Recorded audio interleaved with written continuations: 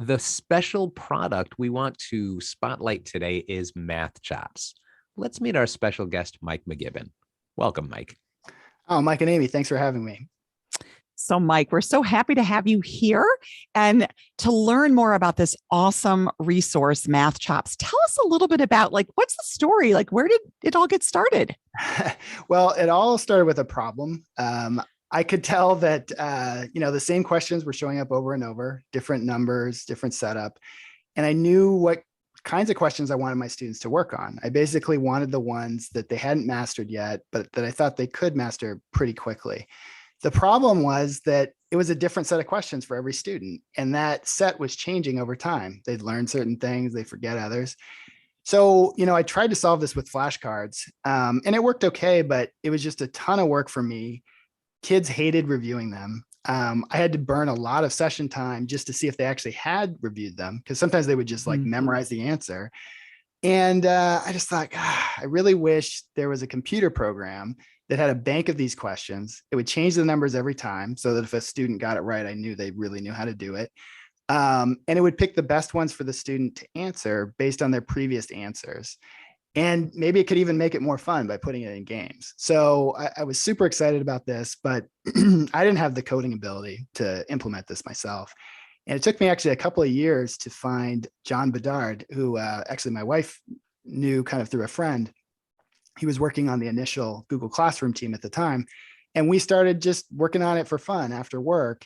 And I would, use my students as guinea pigs. And, after 4 or 5 years, it got to the point where I was getting great results with my students and doing very little work, much less than I used to, which is always good. And I just thought, this is great for me. Maybe it'll be great for other students and teachers. And so we were lucky to recruit Matt Keller, who was also working at Google. And we just kind of started over from scratch and built kind of the modern version of Mathchops and released it in the fall of 2019. I love an origin story like that, where you personally had a problem in your practice. Yep. You conceived of an innovative solution. You architected it, right? You iterated it. And then you're like, wait a second, this did solve my problem. Maybe it'll solve other people's problems too. Yep, absolutely. Because we all of us in tutoring and test prep run into that same challenge, right? And the problem that I have a lot is I don't want to assign a lot of homework, because if I assign as much homework as a student needs, I'll have to review it. And then I won't have time to cover more material. Exactly. Yeah. So the trick is you want to find great questions for the student, but you want them to do as much work as they can on their own. So, every question has an explanation. And then if they have trouble with it and they don't understand it, they can star that question and you can review it together. But in order to try to get more work out of the student, Mathchops is actually structured like a game. So you start off at a low level, like 330 if on the SAT or 13 on the ACT. And you try to get your level up as high as possible, very simple, but there's only one way you can do it. And that's through this game called the level challenge. So it starts off pretty easy. Like there's 6 questions, if you get those right before you get 3 wrong, then your score goes up to like a 430. But as you progress through the game, it gets a lot harder. The questions are harder. You have to answer more of them. A timer is introduced. And so eventually most students will get stuck, maybe let's say at a 590. And wherever they get stuck, that actually is a very accurate score prediction. That's what they'll be getting on their practice test. That's probably what they get on the real test. And so at that point, you start to direct them to the other games on the site. So for example, there are these category challenges that let them work on, let's say, linear equations 590 or statistics 590. So sometimes students will just collect all those 590 badges. There's 8 or 9, depending on the test. And then they'll go back and try that level challenge again, and they'll break through to the next level. And when they do it on Mathchops, they do it on the real test as well. So it's got that game element, not in a cheesy, chocolate on broccoli type of way, but in a way that, it sort of works with the natural incentives of the test and what the student wants, which is a higher score. And from the teacher's perspective, it's great because you basically will just kind of sit back and assign goals during the session. So you'll say, okay, this level looks a little low. Why don't you try the level challenge next week? Or you'll say, you're stuck at 590. Let's work on some of these category challenge badges together. So you might only spend 5 minutes during the session, but they might have done 100 questions or 200 questions for you during that week.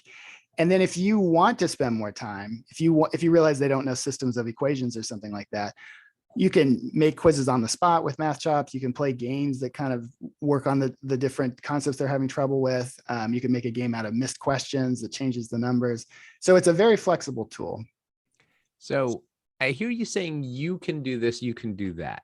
Mhm. I gather that what you're saying is that this isn't just a self-study tool where students can sign up for it on their own and just roll with it. The Mathchops experience is usually curated by a tutor or teacher?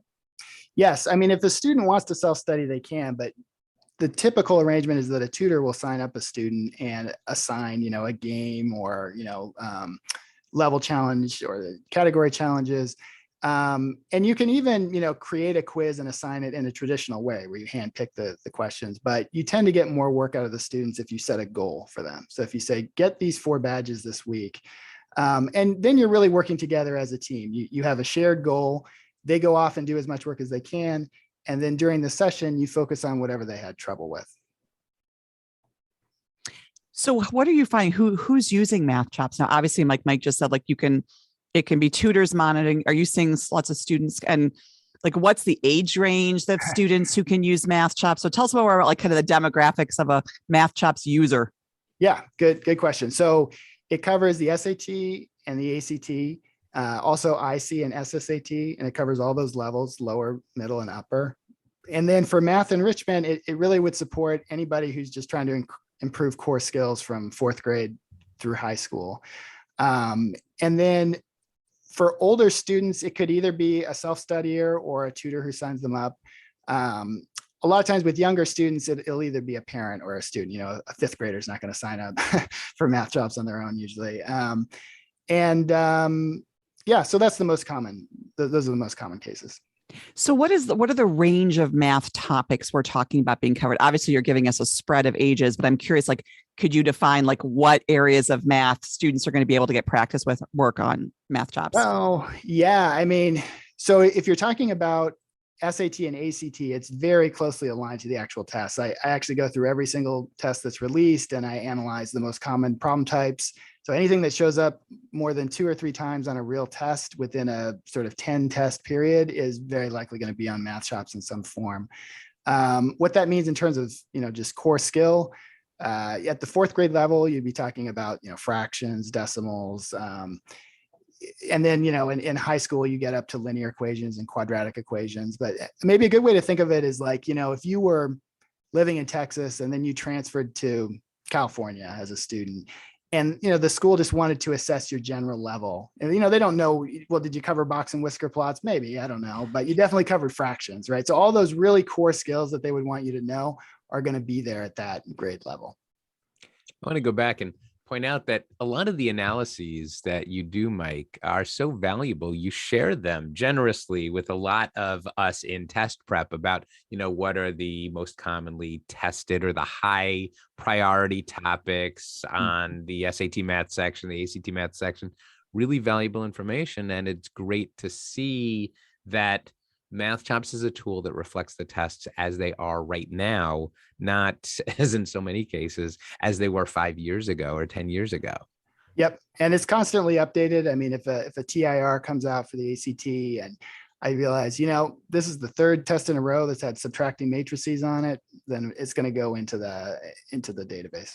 Ugh. I'm also going to add, we were talking about who currently uses Mathchops. I can say that a lot of test prep professionals, a lot of NTPA members use Mathchops. I personally have students who go through Mathchops. It's a fantastic resource. And again, it's just one of these things that takes pressure off of the work that I want to do when I'm working or my team is working one-to-one with a student or working in a class with a student. We just don't have time to review 50 math questions, which the student may need to be doing. Yep. Yep. And I'll say too, it also kind of can take pressure off the other sections. So if I can give a personal example from one of my students recently, she started with a 26 overall and she had a 22 on math. And her confidence was pretty low. She was saying, well, my brothers are the smart ones in the family. They got 35s and 36s. Like, I'm not going to get there. And I thought, well, she's very smart. She's hardworking. Like, let's just see. Let's see what happens. So she ended up doing over 2,000 questions on Mathchops. And, she got that April score back, and she was 32 on math, so up 10 points, and then 35 overall. So now, was that all Mathchops? Of course not. That's ridiculous. She did all kinds of other things, but I really think it would have been very difficult for her to get that increase without it, because what would happen is she'd do 150 questions during the week. We'd only have to spend like 10 minutes on that. And then we could go to the science, which she ended up getting a 36 on, or, Right. the reading or the English. And she, that 22 to 32 leap on ACT math, it just covers so much material. If you don't have a resource like Mathchops, it's just going to suck all the session time into its orbit. You're going to just spend so much time going over those concepts. So to have something where she could review it on her own, and then we would be free to go over the high value ones and then move on to something else, I think it really helped a lot. Yeah, no, that's totally true. It's this idea of efficiency, right? The more we can accomplish in a session, the more we can have a student do outside the session. Just everybody should be happy with the result, right? So what kinds of outcomes, what kinds of growth are you seeing? I know you mentioned a student there, but what could somebody typically expect to see as improvement in using Mathchops? So our statistics have shown that when students practice for 6 hours on Mathchops, they go up an average of 100 SAT points or 6 ACT points. Now, that's an average. Some are higher, some are lower. And it's actual practice time. So that's 6 hours of the timer is going and they're answering a question. So that's a very intense 6 hours, but that's still a significant increase. And I would say from a more subjective perspective, like how it feels as a tutor to use it, there are many fewer sort of nasty surprises. If somebody is doing a lot of work on Mathchops, the score is going to go up somewhat, usually a lot. And you have a lot more of those really nice surprises, like the one that I mentioned a minute ago. That's outstanding. So, Mike, what should someone who's curious about Mathchops know, and what are the next steps? So I think if you're a tutor, there are a couple things to know. One is that the student will do a lot of work on their own, but you do have to assign things to them. So if you just say, I pointed them in the direction of the site and nothing happened, it's not too surprising. I mean, it's a little more fun, but it's not Fortnite, so it's, if you give them a textbook, they're probably not going to open it either unless you tell them, what pages to work on. So I really highly recommend that you set goals for the student, like try to get to this level this week or acquire 4 category challenge badges. The second thing that I recommend is that you play some of the games yourself. You don't have to spend, 10 hours on the site or even 1 hour, but just play, the level challenge a couple times, play some of the category challenges, just get a sense for the mechanism so that you're a little more confident. And the next step is just go to mathchops.com and create a tutor account. And I'm extremely responsive to tutors. So, you should definitely email me if you have any questions. That's fantastic. Well, listen, we could obviously talk about Mathchops all day. Unfortunately, we're out of time. Thank you so much for joining us today, Mike. Oh, thank you very much for having me. If listeners would like to get in touch with you, what's the best way for them to do that? They can email me at mike@mathchops.com. Awesome. We hope you enjoyed this discussion as much as we did. Be sure to join us for another fascinating topic and guest on the next tests and the rest. We hope you enjoyed this video as much as we did. You'll find plenty more like it when you explore the Tests and the Rest channel. Be sure to comment, share, and subscribe for a constant stream of insights into learning, education, testing, and admissions. For full podcasts and amazing resources, find us at testsandtherest.com.